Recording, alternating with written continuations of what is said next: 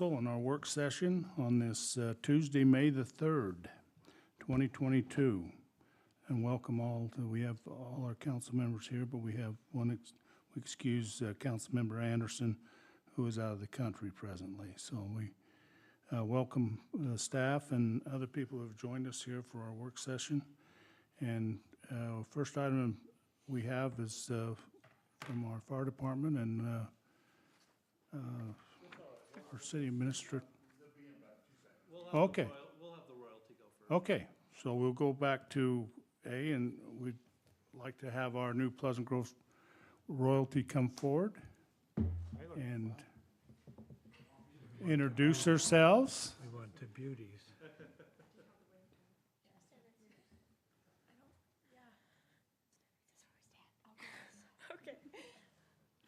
Okay, hello. We are your Miss Pleasant Grove royalty, and we are so excited to be here with you today.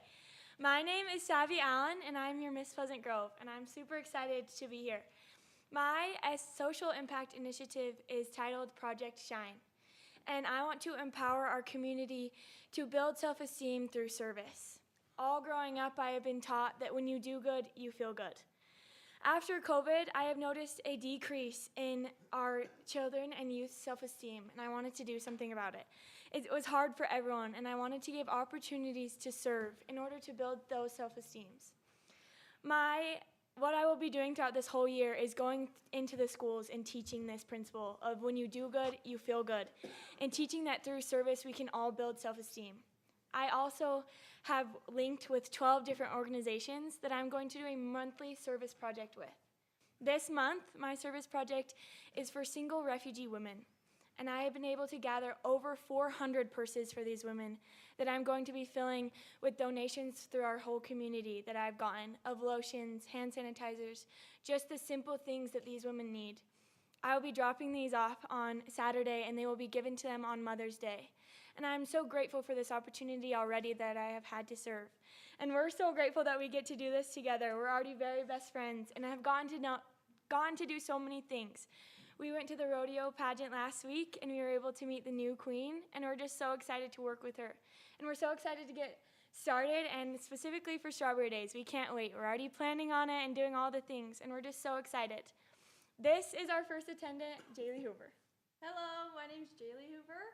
My social impact initiative is Able Not Disabled. It celebrates the abilities in everyone. The reason I chose this is because my uncle, growing up, he was born with cerebral palsy, and I just watched how it affected his life, but also how normalized it was in my own life because it was talked about and it was seen. So my goal is to spread awareness and educate people within schools, in the community, on just the disabled community and making it less of a stigma and more talked about. And this is our second attendant, Ruth Bliss.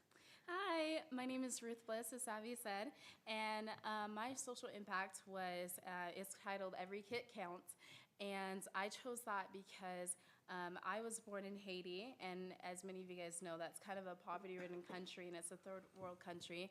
And I wanted to bring awareness to other people who just don't have as many resources as we have to survive and just the basic things we need. So I decided that I wanted to gather humanitarian aid kits and help spread it within our community because there's so many people that just don't have as much as the rest of us do. And I want people to recognize that, and I want to be able to help those who are less fortunate. Yes. Okay, we are just so excited to be here, and we want you to know that we're here to work. And any opportunities that you guys have, we would love to be a part of and love to be able to come to. And we're just so excited to be here. And we also have a treat for you. So let us go grab it really Tell them what it is. Tell them what it is. Oh, we're giving... Well, council, do you have any comments? Sorry. We are super excited. Yes. We are super excited. We were Yes. there at the pageant, and the scholarship competition. That was the word I was looking for. And so excited to work with the three of you. So excited. Thank you. Thank you. Beautiful inside and outs. We're excited. Thank you so much. We are giving you strawberries and cream bundt cakes. They're delicious to celebrate our Strawberry Days coming up soon. So we will go grab those really fast. Thank you. Thank you so much.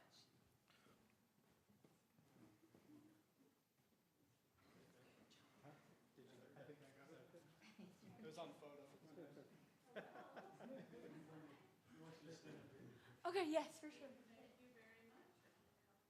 Oh, we gotta take a look, see what. Oh, Savvy, you're awesome. Oh,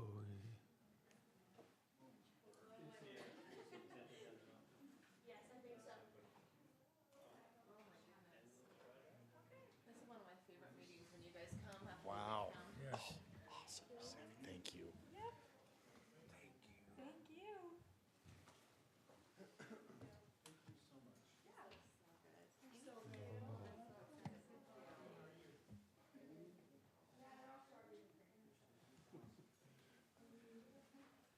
You know, should we invite these guys about every month? Every 2 weeks?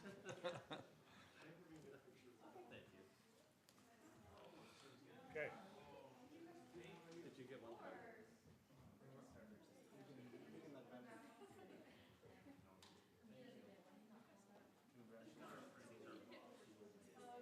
So if we guys, have you guys come back up here and we'll get a picture, you guys stand here in front? Yes.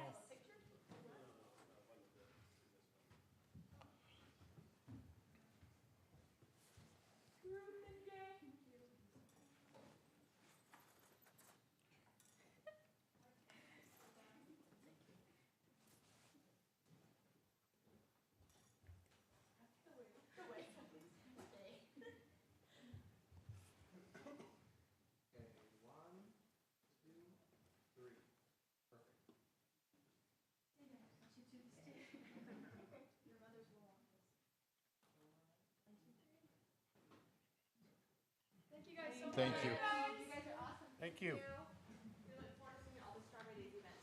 Us too. Thank you. Did everyone get enough? Yeah, we'll be seeing each other a lot. Okay, Scott? We have Curtis Hutchinson wants to come up and address the council. I don't know how he's going to follow that, but we're going to let him try. Come on up, Curtis. You wearing a crown? Tiara? Absolutely. My dress is under my uniform. Council members, Mayor, Curtis Hutchinson over at the fire department. Been here for about 3 years now. I just completed paramedic school. Thankfully, you guys were supportive enough in sending me through that and funding it. I really appreciate it. It was a ridiculously hard 9 months, ridiculously long 9 months. But made it through, graduated, Dean's List both semesters, hopefully doing the city proud. Just took my National Registry exam today, so in a couple days I should know if I'm certified and good to go as a paramedic. To show my appreciation, every year, every class they get to design a coin, and I got one for each of you. We're class 44.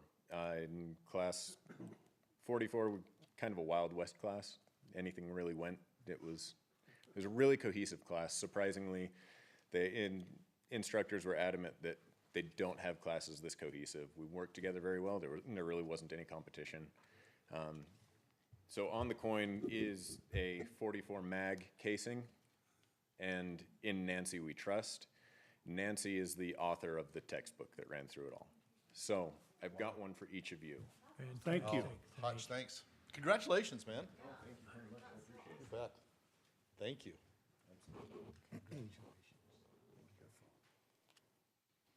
You glad to have a little stress out of your life? Oh, yes. It'll be much better when I get the results back. Thank you so much. Congratulations. Thank you. Oh, this is really cool. Sure. You bet. Come on up here, yes.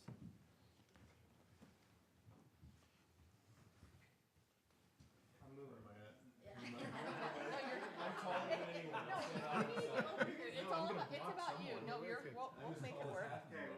1, 2, 3. Thank you. Congratulations. Yeah, thank you. Again, I just wanted to say thank you very much. I really appreciate it. I hope you guys continue to provide that kind of support to us over in the fire department. It helps us a lot and really provides better service to our citizens. Agreed. Thank This you. does commit you to the department, though, for at least 10 more years. Hey, we appreciate your backup that came with you tonight here Yeah. too, so thank you guys for coming over. Great support. Thank you.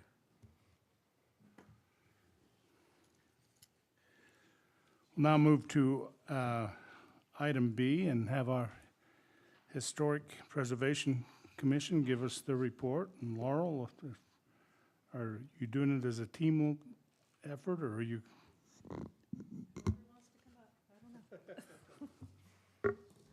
Okay, I'm Laurel Cunningham. I am the Vice Chair of the Historic Commission, and Jeannie Holdaway is the Chair this year, so we're doing a co thing on that one. I put a handout in front of you of the things I'll be talking about just for a quick second. I'm just going to do an overview. But first of all, I wanted to thank you for your support. We've always felt very supported by the City Council, and we feel like we've got a good partnership with each one of you, and are really grateful that we have such a supportive team to work with. So thank you. We really appreciate that. I'm just going to go through this goal sheet that I put in front of you, and I also put it in your boxes about a month or two ago. I wanted to just make you aware of what we did last year. And some of the things we did last year are ongoing for this year, so it'll be an overlap. So one side is what we accomplished a year ago, and the other side is what we hope to accomplish this year. In January of every year, we have a brainstorming session in our commission meeting where we just talk about what we want to get done and what worked well last year and what didn't work and what we can change for the next year. So this is something that the whole team brainstormed and put together. And our commission is broken down into 4 separate subcommittees. So we can each take a section that we all, because some things interest some and don't interest others, and so we each belong to a subcommittee within it. And so the goals are broken down by subcommittee, and then the bullet points are what each subcommittee accomplished during the year. So last year, we did have a little bit of COVID impact. We weren't able to do as much last year as we had hoped because particularly in our community outreach subcommittee, we had to cancel events or we couldn't hold events just based on the threat of COVID. So the list is a little bit shorter from last year. We hope to do more this year. But the thing we're really excited about is the funding we obtained to restore the Old Town Hall. With your help, which we just cannot even thank you enough for, we're going to be able to make the old library or whatever people call that building across the street to be a real community showpiece, and we're very excited to get working on that. We've got an RFP awarded, and we're hoping to move forward. It's currently in the design stage, and we'll have updates probably throughout the year on that. But that's the thing we're most excited about this year, is getting that moving.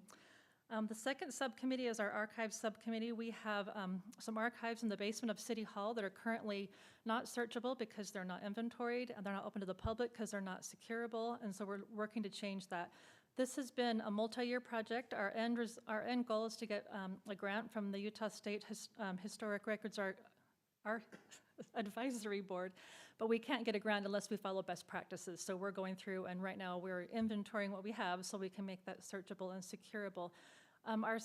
The team on that subcommittee also attends training sessions to make sure that we are following best practices on getting that archive put together. So the second bullet item just shows you that we attended some training that was offered by the state in that regard. The third subcommittee is our publications. And last year we wrote the 100 Years of Strawberry Days, and hopefully you've got a chance to look at this book. It just kind of captures during that anniversary year of all the things that Strawberry Days has meant to our communities. This was kind of a fun thing to put together. Will those be for sale again this year? What did you say? There's still more copies available? Oh, yes. They've been available through at City Hall the whole year, and they will remain in print for years to come. Okay. So, yeah, this is always available. Another publication we did last year was a walking tour guide of the historic portion of the cemetery. And this is an ongoing series. This is book number 3 in a series. We have a downtown walking tour book and a Rose Garden walking tour book, and this is something we hope to perpetuate, is to get either walking tour books or bite-sized history. So these were 2 things we put together last year. The next subcommittee in our community outreach, we helped with Strawberry Days, and we always help with Heritage Festival. We help pitch it with Stacy Martineau on that one. And we always have a Facebook page, and our end in mind with that one is to just have community involvement and just sharing the history, because what you care about, what you know about, you help preserve. And history brings everyone together. Everyone shares in common our history of this town. So that's something we hope to just have a lot of dialogue and a lot of just a space to talk about our stories and our people. So on the other side, you'll see what we hope to do this year, and this is a lot longer list. Hopefully we can get a lot of these things accomplished. One thing on our preservation subcommittee is we are hoping to do a survey of the historic headstones in our cemetery. It's a condition survey to kind of capture what stones are decaying and what we can work with the state to do, again, best practices of maybe coming in and working with families or the state to get those stabilized. Another thing is to talk about different ways we can help preserve our built history on Main Street or within the downtown historic district. And that will probably be a future discussion we might want to have with council about how we can maybe join with the Utah Main Street program.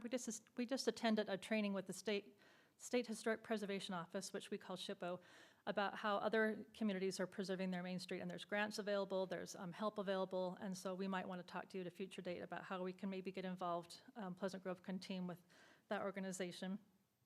Again, with the archives, in addition to doing an inventory, we're also interested in digitizing our key pieces, which would be pictures and journals and stories, and so again, we'll work with to obtain grants on that one. I think that would interest a lot of people in our community of how we could access things digitally that might go along with their family stories or their research. Another thing we're really excited about is Volume 2 of the history book. This has been out of print for about 3 years, and you can tell it's a big book. It's 600, 800 plus pages. So over the course of last year, I went through and edited this, reformatted it, you can see it was printed before desktop publishing was available. So this is currently in the review stage, and I've got a printer lined up, and we are hoping to have this rolled out at Heritage Festival this year. So this will be a really great thing for the community because it's asked about all the time. When we go to Heritage Festival, that's the number one question is, where's Volume 2? Well, the answer is, I have a copy, and I'm not, I'm not giving it up. They're kind of rare, but hopefully everyone will be able to get access to this, and we hope to have that, like I said, end of the summer. The printer is having supply chain issues. We hope to have it out sooner, but they're having a hard time getting a hold of paper and things like that. So the earliest we can probably get it is Heritage Festival. But again, we're excited about that. And then ongoing projects, like I mentioned, kind of the bite-sized history. I'm working on one to document the Manila Chapel. This will be the next one that'll come out in this little booklet format. So that will be another installment. We're going to have historic home tours. We're going to host workshops for our historic homeowners. We just had one on the 16th of March that was well attended. We had about 40 people. Those were our historic homeowners, mostly on the 2nd South Downtown District. We talked to them about how they can obtain funding for their historic homes and the benefits of being on the register. We hope to create senior center events where we contact the oldest members of our community or even just interviews and just capturing our oldest, because a lot of these residents, we're losing a lot of them, and we'd like to capture their history before that is not an option anymore. And then we'll just do our ongoing things like our Facebook page and Heritage Festival, and those are the other parts of our community outreach we'd like to keep going. So that's what we'll be up to this year. Does anyone have any questions for us or any suggestions too, things you'd like to see us do? We're very open to suggestions as well. I'm tired already, just from listening I to know, that. I talk fast. I was trying to get it all in. No, I'm but- tired because you're volunteering and this is Yeah. amazing. Well, So there's 10 of Thank you us. to in the committee. Yeah, there's 10 of us, so that's why we isn't- divide and conquer, but. This is a lot. And Well, this is we're really important optimistic for to our begin community. with, so. I yeah, gave we- out my volume 2 to Diana, and she won't give it back. So just let you know. Yeah, Diana's our city council liaison this year, so we're glad to have Diana. I know she won't come back from Portugal. She'll be like, No. yeah, count me out, yeah. I love the create senior events, the lunch and learn. Would you like be recording their stories or how would Yes. you, asking them questions? Yeah, we mostly just, we heard about with the Family Search, you can have, and well, also with the state, mobile recording not like a studio, but recording Equipment or equipment something, that you could come and record. We'd capture oral histories and also have them transcribed. So that would be something that would be permanent, not just I love a that. one-time event, yeah. Because once, those citizens, residents are gone, we can't ever get, Right. their stories back. Yeah, and they have unique experiences that, it's a Pleasant Grove that we don't know anymore, so Right. yeah, those are valuable. So, How yeah. can we help you? Well, I think and like I said, we're very grateful for the support we've gotten, but I think we might want to have future discussions based on the training we just went to. Sometimes we don't know what we don't know until we go to these state agencies and they have a lot of suggestions. So we might want to have future discussions about having Pleasant Grove City, lots of our, like the planning division and also council and us, how we all team together to kind of pool resources. So we might have a future discussion about, as I mentioned, the Main Street Coalition. We were excited about that. We'd like to have your input on that, what you think about it. And I'll get more details on it because we just found out about it on Friday. So I will forward to each one of you what that coalition is, maybe a website link or something, so we can do some more investigation on that one. So, Awesome. Mayor, Yeah, let us know how we can help. yeah. That's great. Laurel, I will say thank you for the article in the area magazine. People loved the Main Street Oh, good. information. It was good. I'm happy to hear that. That makes me feel good. You guys are Thank doing you. such a great job. Thank you. Well, thank you. You guys are so supportive. Thanks again. Thanks, Thank Bo. you. Thanks, Jeannie. Thank you. Do we have a copy of Volume 2 in the library, Sherry? Okay, so I can check that out. Well, usually I go to the fire department and borrow the one over there, so anyway, but I'll be glad to get my own copy Yes. in the coming future, so anyway, thank you. Okay. We'll now move on to our next item on our work session here is discuss our fiscal year 2023 budget.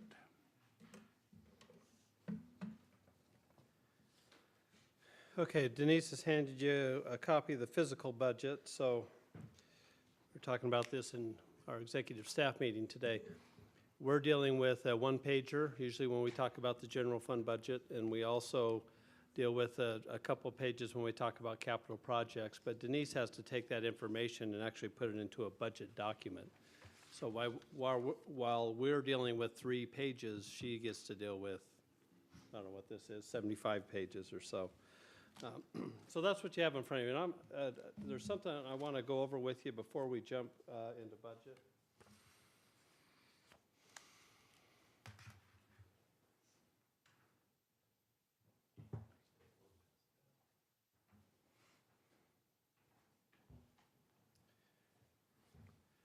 This is specific to the pickleball and tennis courts out at Discovery Park that we wanted to.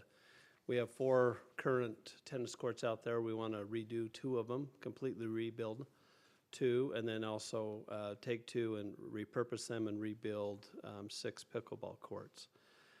So this is a project that as we have gone through this, we got our bids about a few days ago, and some of our fears are starting to come to fruition with the understanding that prices are going to be going up, and particularly in this project, quite substantially. So what we have, and I'll go through the numbers, and I'm going to give you some thoughts on how to proceed on this. So we have our project bid came in at just under 1.2 million. We have a contingency number in there at 15%, which is 178,000. Outside of the bid were the sound mats. We want to put some sound mats on this project, like we did at the pickleball courts over at Veterans Park. Well, Brent said he doesn't need sound. Yeah, That's okay with that, yeah. without having it. He wants to go to bed with the pop, pop, pop in the background. And then we have our engineering costs. So the total cost is $1,447,654. Our original funding that we had set aside a couple years ago was $625,000. And so in order for us to fund this project, Denise,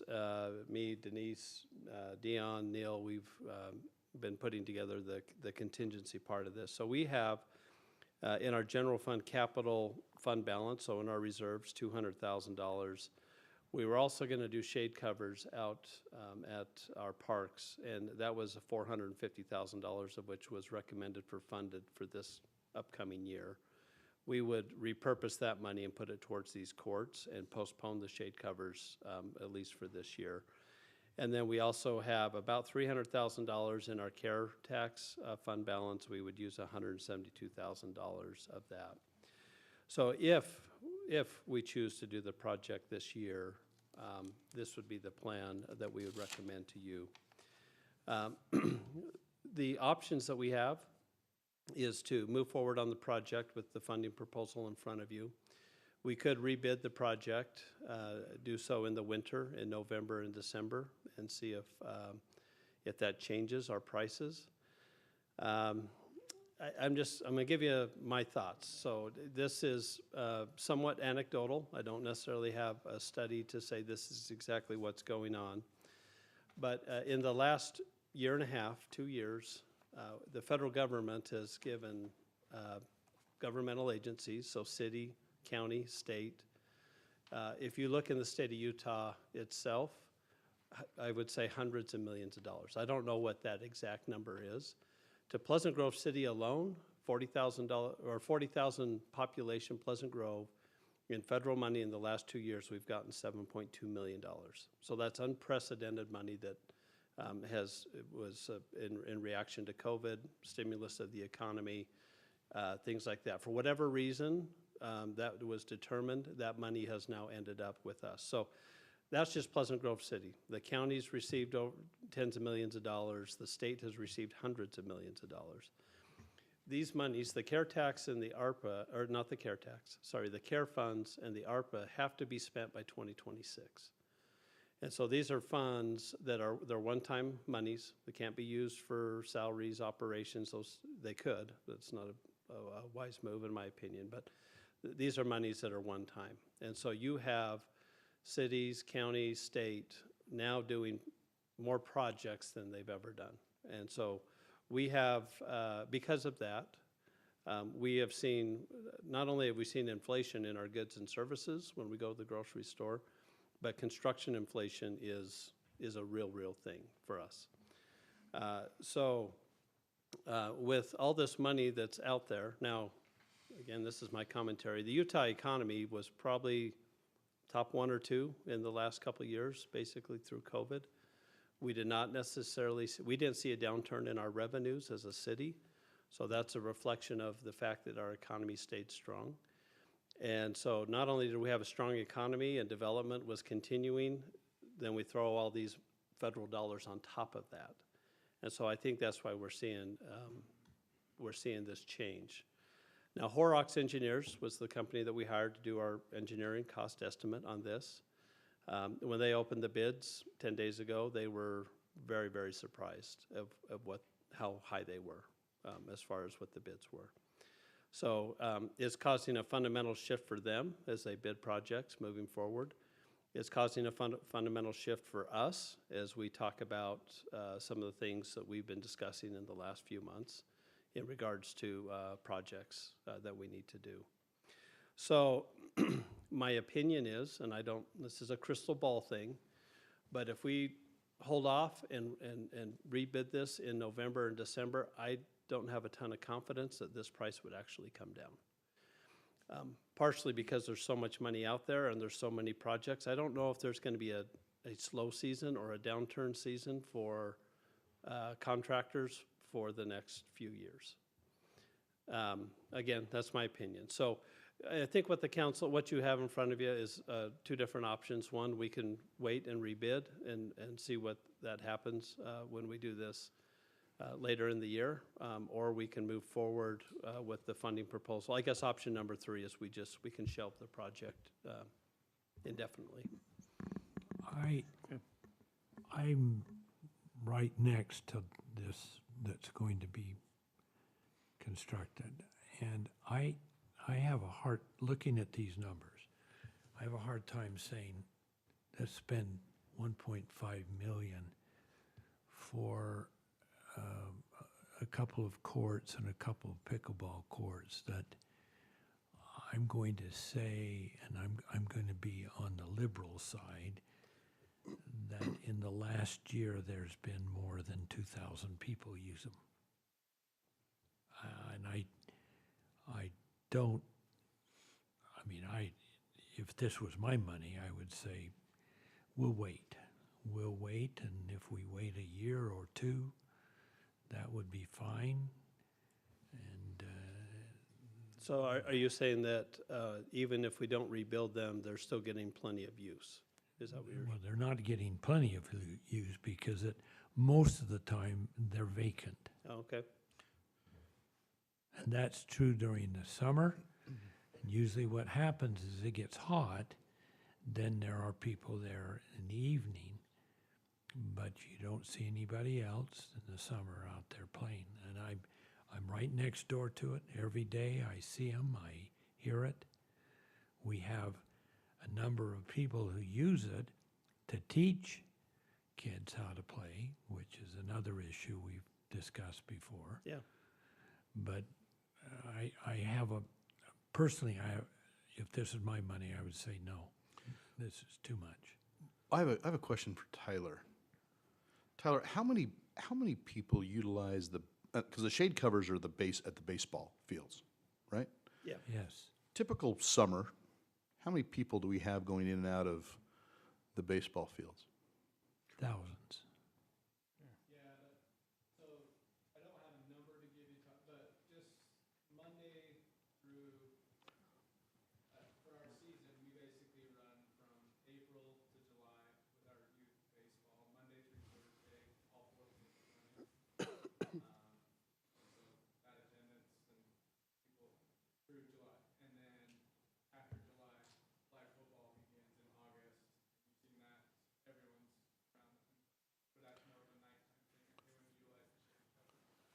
So the shade covers would have been up this year. Yes. Well, we would They're have, planned, whether still they would have planned. been installed or they would have been purchased this year, on this year's or upcoming budget. Yeah. I'm with Brent. 1.4 million to renovate some pickleball courts, I think is not appropriate, especially when we're stealing nearly $500,000 from shade covers for baseball that, quite frankly, is needed. Yeah. How many? Any other comments on this No, I one? just questioned, you said 2 tennis courts and 6 pickleball courts? 6 pickleball courts, yep. So we're talking 8 courts total here. Uh-huh. Okay. Yeah, I mean, my opinion is if we shelve this, I don't think this is getting cheaper anytime. No. Like, I feel like this is about as cheap as it's gonna be. So if we choose not to, I think it could be a while before those tennis courts are repurposed. And pickleball courts are built. And maybe I'll ask Sid and Eric, since they play pickleball, is how used are the pickleball courts at Discovery? Hold on, let me finish. At Discovery? Oh, sorry, at Veterans. Veterans. Yeah. And is there a need for 6 more courts in the city? I just waited 30 minutes to play last night. Yeah. Well, that's not bad, though. 30 minutes isn't terrible. I mean, that's, At this age, you get really sore and rusty. That's- From now until November, Yeah. it will be packed every night. And there is a line of people. It's called Paddles Up. You put your paddle up waiting to play. There were 16 paddles up last night. They're packed. That's great. Yeah, They are used all day. In the heat of the summer, maybe not 12 noon, early morning and at night. I can guarantee you those will get used all the time down at Discovery. If anything, I would like to do the 2 tennis courts on the south. They're not safe to play on. They're not. Those courts need to be redone, at least for safety purposes. I would say at least do the 2 tennis courts on the south end and possibly the pickleball courts next year. They're not safe. The concrete's uneven. I know there's been a couple falls. I would say at least do the other 2 and wait on the pickleball, but I agree with Scott, this is not going to get cheaper. I'm all for investing in recreational opportunities in our community. I don't have a problem spending that money. If we can I see a lot of youth out there, I'm all for that. Have them out playing pickleball instead of video games and doing other stuff. So I will invest our money in that all day long. is the plan, Scott, so I'm just looking at a map here, so we just for everybody's knowledge, we redid the 2 north. Yeah, we did the 2 on the north. Uh-huh. We've got 4 on the south side. The thought was to take the 2 courts, keep them tennis, Yes. and then have the other 2 that are south of that, next to the south property Yeah, the ones line, that are kind of west, those would be the 2 that would be turned into 6 pickleball and those courts. be turned into 6 pickleball. So this bid is the reconstruction of 2 tennis courts, and then the construction of 4 pickleball courts. 6 pickleball Sorry, courts. 6 pickleball Yeah. courts. They're good. The pickleball courts are gonna be the middle one. My opinion is That's not what you the said. tennis You said- courts are what they are. I mean, there are people that still play tennis. It's not as robust South maybe as it used to The be. south But courts are the what you say are pickleball, bad. I think will get used. I think, I don't think there's gonna be a bunch of vacancy in the pickleball courts. So let's just make sure Brent and I are clear. So the 2 current tennis courts on the south side, those will be pickleball or those will be tennis? No, those would be pickleball. Tennis. Remember, we were gonna move. On the south end, it's You've seen tennis. south end, so we're The talking. middle- South end pickleball. is tennis courts, and then the middle court is the Would be pickleball pickleball. court. Yeah. There's 3. Dion, I, Currently, the way it's planned is the 2 courts, middle courts will stay tennis and Oh. Oh. Yeah. I don't think that's a huge deal to flip-flop that, is it, Dion? Yeah. I mean, it doesn't I really mean, matter. If the council wants to have the pickleball courts be more the eastern ones and not the western ones, I don't think that's gonna be a big deal in that sense. I know the ones that are further south impact you more. I mean, it's a few feet, but I mean, it would be a little bit closer to your property. We are doing the sound I walls. wonder if there's more parking if you do pickleball on the north side. I mean, On the south side? well, The middle. the middle. That's the middle. Let's leave it. Let's do the middle. Yeah. You know, there's more parking. But Eric, what are your thoughts? So being new, but those courts are crowded. I mean, I've gotten there at all times of the morning, afternoon, and evening now, right? We're just barely getting into the season, right? But The Discovery Park?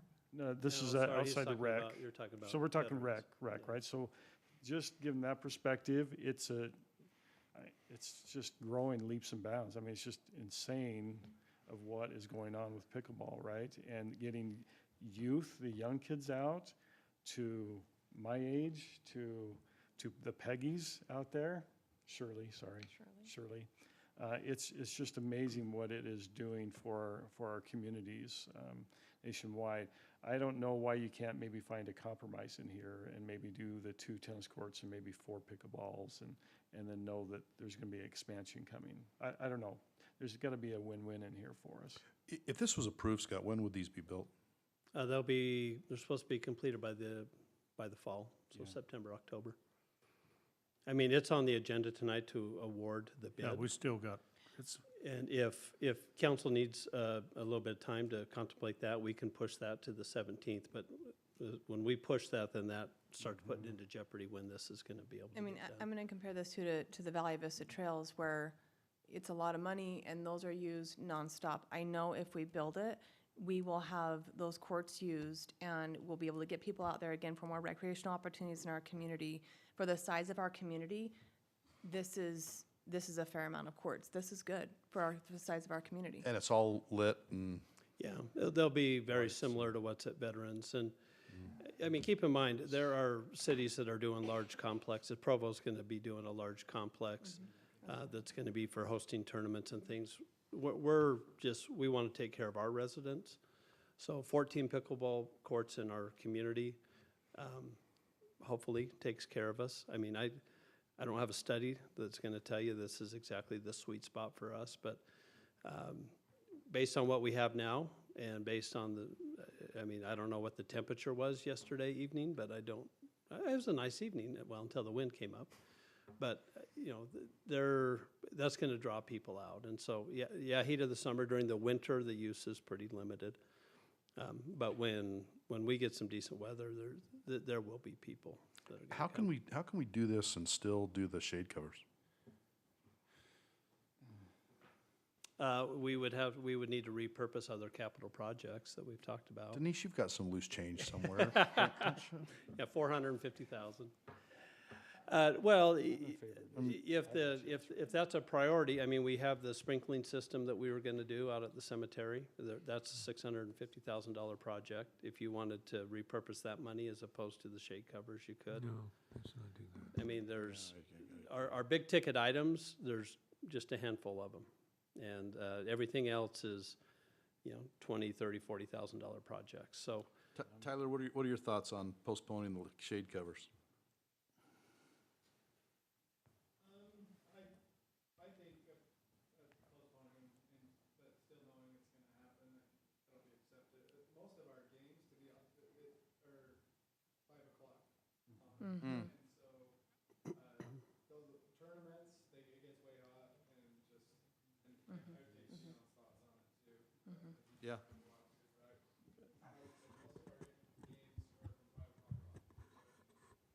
Really, the shade will be nice for tournaments and things in the future, but we could. Dion, same thought? Right.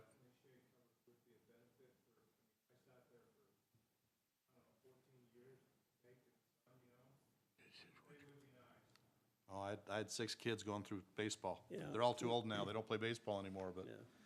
all right, cool, thanks. Well, I'll So- chime in here just a little bit on this. You know, I look at this bid and it's gotta be an abnormality too.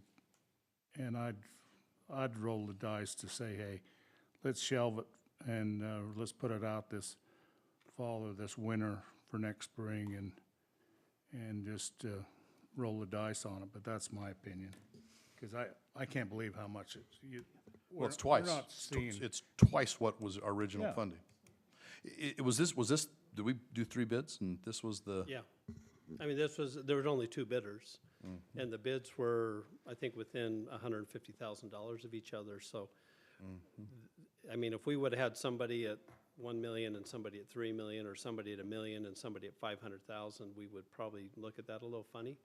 But, I mean, and the 2 bidders are reputable groups that we've worked with before. Is it the same group that did? Yeah, so the low bid was Low not one is not. JLR who did our other It's S&L. courts. Now, they use the same subcontractor that does the courts. But no, this is a different group. The thing is, we've done the improvements, we did Discovery Park, we did the 2 courts on the north, let's just get the project done.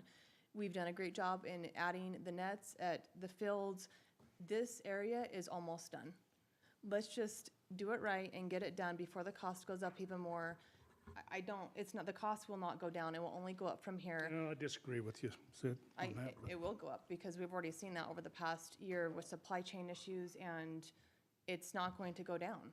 From the time we bid it to now, it's hundreds of thousands of dollars, so I think we get the project done and do it right and finish the courts. That's what I call the crystal ball stuff. I don't know. Well, I mean, I just shared my Interest rates are opinion on going up, that. everything else is Scott and I going up. sat on you sat on part of it for this Hill Center Theater, and we were talking to 2 of your major contractors, right? Architects, and they just talked about the supply chain issues, and it's not going away for the next year and a half, just not. Is that right? They were huge on that talking point. So Anybody you talk to when it comes to supply chain right now like, when it's gonna end, I don't think anybody really knows. When this money's gonna work through the system, I don't think we really know. I mean, these are, using the term unprecedented times, that sounds a bit dramatic, but, I mean, we're just in a situation I don't know if we've ever been before. And the good news is that we received money from the federal government to do projects that otherwise we probably wouldn't have done. But the flip side to that is, because there's so much money now, these projects are costing more than what we initially had planned on doing. So, and the mayor could very well be right. We could bid this thing and come in $200,000 or $300,000 less than what's happening right now. Again, that's the crystal ball, and that's just a decision have we that we seen would that? make. Let's take over the last 3 years, 4 years, I even asked Neil, have we seen anything that you could go back, use your hindsight and say, yeah, we could have got something bid lower over the last 4 years? I don't know. I don't think so. You know? Well, I'm saying we can just wait. Well, I think the point is right, we bid this in, March, April. So a lot of these contractors already have their summer lined up. And so if we say, all right, well, let's bid this in November, December, before they start lining up their summer, would we get a better price? That's the question. Again, this is anecdotal, but this is just really what's in my head is there's so much money out there. I'm not so sure we're gonna see like this lull that you might get in November, December, and prices are gonna come down, because I think there's gonna just be this steady flow of projects probably for the next 3 years, because this money has to be spent before 2026. And so we're just one city. I mean, Provo got $30-some million, and Orem got, I don't know, like $20 million. And the county, I mean, the CARE money, they got $110 million, and they gave half of it to cities, but they still kept $50 million. So that was just the CARE money. I don't know what they got with ARPA, because ARPA was more than CARE. And then the state, the secondary water meters are probably a good example of a project that, our engineer estimates were $8 million, and now that project's probably gonna be more 10 to 13 million. Well, why is that? Well, the state's given us a 70% grant, but, I mean, and that's CARE money or ARPA money that's landed in their lap. And they're saying, okay, we want to use this, but it's going to cause supply chain issues. It's, most cities are jumping on this thing because they want to take advantage of that funding. Well, that's all going to drive the price up. And so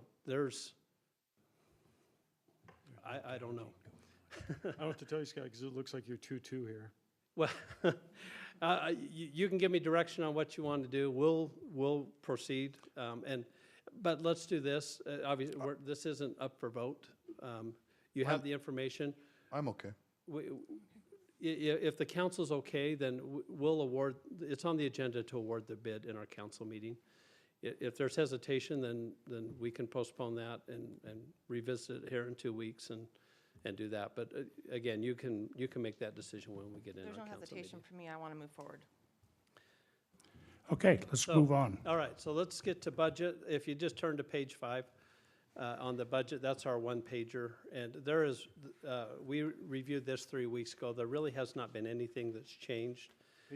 Is 5, I'm on the E version. Oh, Is sorry. is that the executive budget summary? It's actually page 3 on here, but on the hard copy. Oh, okay. It's the consolidated. Right after the executive summary? It's the page after the executive summary. Got it. Perfect, yep. Sorry, Scott, just make sure I understand. So you're going to bring this back for a vote in 2 weeks on the No, amended tonight. for the courts? No, what we'll do is, It's an item on our. we'll Agenda tonight. discuss it then. Well, Okay. I know. Well, no, I just want to make sure where we're going forward from here and what the next step is. if we award the bid, then we'll proceed on moving the money to fund it and to have it done this year. Right, and you're saying that will be on the agenda in 2 weeks? No. It's on the agenda tonight. I'm saying Yeah. if we can't get to a decision Oh, tonight right, on correct. awarding the bid, Correct. then we If- can push If we that. can't tonight? Yeah. Correct, Yeah. okay. Sorry, E. Okay. So I don't know if there's any questions. Nothing's changed from 3 weeks ago. The only item that we're still working through is the pipe plant project on what we're going to do out there. And so when we talked about this 3 weeks ago, the decision was we wouldn't make any decisions till Councilmember Anderson got back into town. There is some things we'll talk about in executive session that could impact this as well, so we need to have that discussion. And so there is still a little bit of decision-making that we need to have before we adopt our final budget. So you understand the timeline. We're required to adopt a tentative budget. It's not a public hearing. This is a notification that goes out to our residents. We put it on our website if they want to see where the money's going and how it's being spent. This is the opportunity for them to take a look at that. Normally in June, our first meeting in June, we'd have our public hearing on the budget. In our second meeting in June, we would adopt the budget. If our intention is to go through the truth and taxation process, that moves everything 2 months. So our public hearing would be the first Tuesday in August for the truth and taxation. And then we would need, and then the council will make a decision whether they want to do that or not. And then on August, I think it's August 16th, is our second meeting. We would have another public hearing regarding the budget, so that's different than truth and taxation, but then we would adopt the budget that same. We have to adopt the budget before September 1st if we go through truth and taxation. So normally, June's the month we do that. Everything's going to be pushed to July. Is there an official action to announce the intent on truth and taxation? We'll have to, we'll figure that out. That will be something that will be in front of you in June if there's an official action the council needs to take. So if there's, are there any questions? The only thing that's changed on the capital would be the movement of money regarding the shade covers to the pickleball project and the tennis court project. That would be the only shift. So that would be handled as you adopt the budget in August. In order for us to use CARE money and the general fund capital, that'll probably be a budget amendment. We'll come back and bring that back as a budget amendment in June, if the council chooses that option. So is there any questions in regards to our tentative budget? Council? No, I don't have any. Scott, and I think my question I was asking you earlier, to bring my question up. Yeah, let's talk about it. So The feeling of the council is for us to do a hard look at our cemetery fees. Is that what you're Yes, discussing, that's Eric? it, yep. Specifically the out-of-town Correct. cost. Dion, were we already working on that, or is that something we need to retake a look at?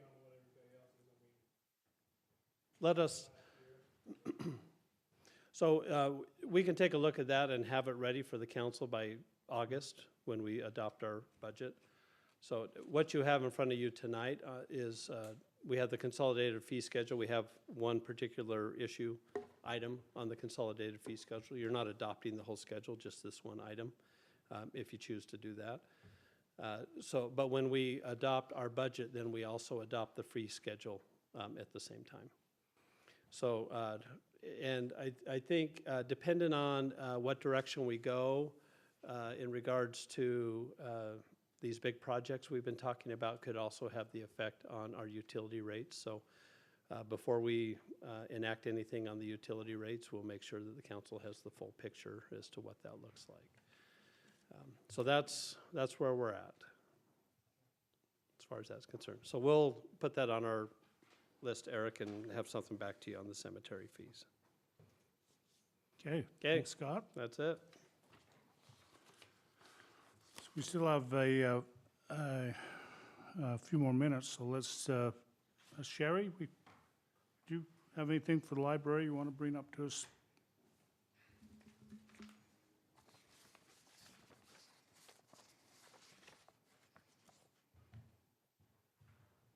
And I know we have Memorial Day coming up, so we need to work on that, so I have no ideas.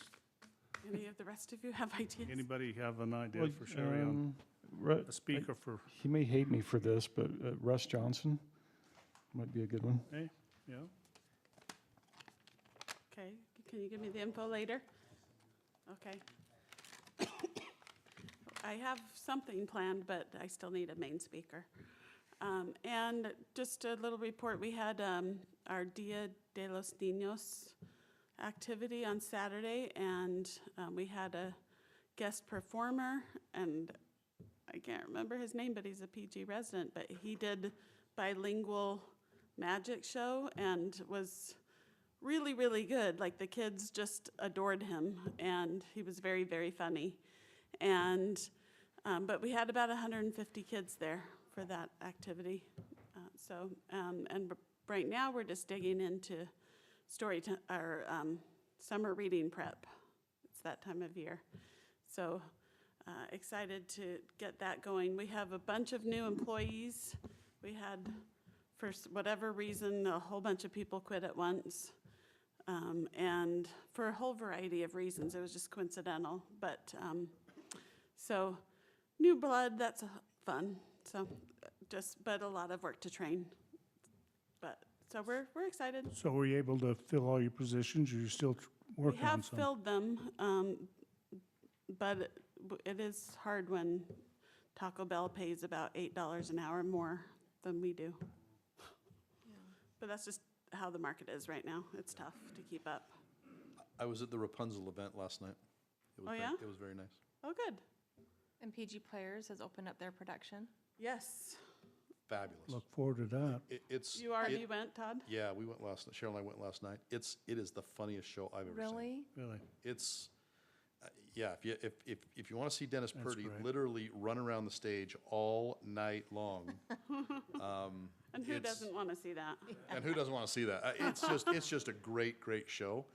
Well done. The Littles have just done a great job. I know Tina's been involved. Yeah, highly recommended everybody go. Yeah. So, Okay, good thanks, things Sherry. happening. Thanks, Sherry. Hey, Dion, would you like to, well, let's do Chief Chief and Carl. and Carl, the PD. It's a funny show.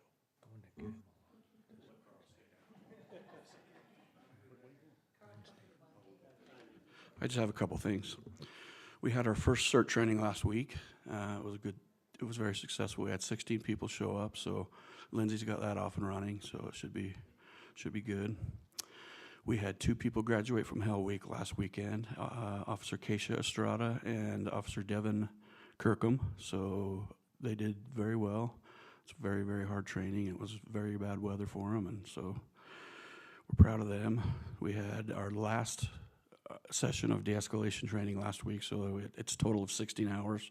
So we did our last 8 hours last week, so we've reached our legislative goal for this year, so that's covered. So that's good to get that out of the way. All the officers are in firearms training this week, qualifying on their rifles and their handguns, so they'll be down in Thistle for the week, getting that over with, and we do that twice a year, so it's good to have that. We had a successful drug take back on Saturday at Macy's. Got quite a few pounds of prescription drugs to take back on that.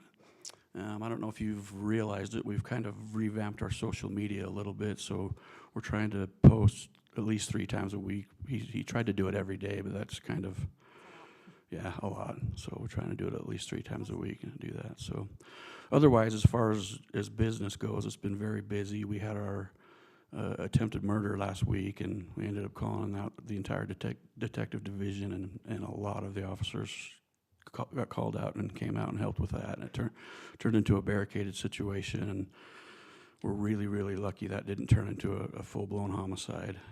We were lucky to get him outside. I don't know if you heard the details of that, but it was a pretty gruesome scene, and she's lucky to be alive. The team did very well working together to work that out and work the crime scene and get her out and get her out safe. So it's been very busy, and everybody's working good together, and we're moving along. Okay, Awesome, wow, thanks, Chief. Yeah. thank you. With that, we will now adjourn and finish our staff reports after our council. Mayor, I'll make a motion to adjourn. Have a motion, do I have a second? Second. Second, all in favor say aye. Aye. Aye. Okay, we'll be adjourned till